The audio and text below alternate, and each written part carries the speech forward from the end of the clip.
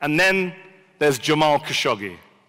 Jamal, who was sitting with me in the green room at Al Jazeera English last March as we joked about his security while the Crown Prince was in town in DC. Less than 7 months later, he was dead. Brutally murdered inside the Saudi consulate in Istanbul, his body allegedly cut to pieces with a bone saw. And murdered, remember, according even to the CIA, on the direct orders of the Saudi Crown Prince Mohammed bin Salman.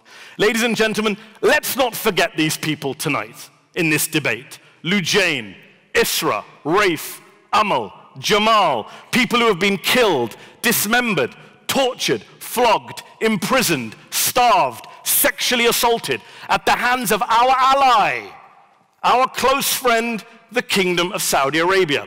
Tonight we come together to demand accountability, to demand justice, to demand an end to impunity, an end to economic and political blackmail.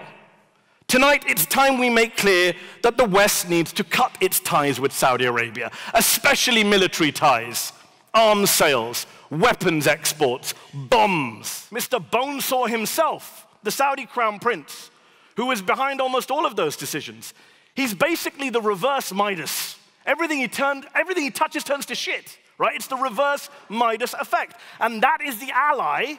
That's the ally we need to cut ties with. That's the man, the ruler, who we need to keep our distance from. The United Kingdom expelled 23 Russian diplomats in the wake of Russia's proved involvement in the attempted murder of the Skripals and the death of Dawn Sturgis, sending a strong diplomatic signal that Russia is a bad faith international actor.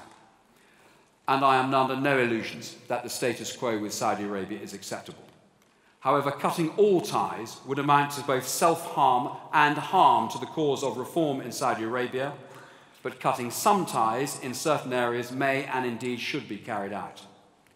But defence, our principal relationship, illustrates the dilemma. I've historically defended British arms sales to the Kingdom, and although a re-evaluation of our defence relationship must be on the table, severing this link would probably be highly detrimental to global security in the long term, whilst obviously painful for our economy and defence industry. But more importantly, we live in a loose, liberal, democratic, rules-based world order, underpinned by NATO, the US security umbrella, and of course the United Nations. And this has not always been the case. And indeed, it may be in reverse. Indeed, as a liberal democracy, we should do all in our power to prevent more authoritarian countries who place less value on the rule of law from becoming the dominant paradigm of the world. Cutting totally defence ties with Saudi Arabia would be a gift to increasing the values of China and Russia on the world stage.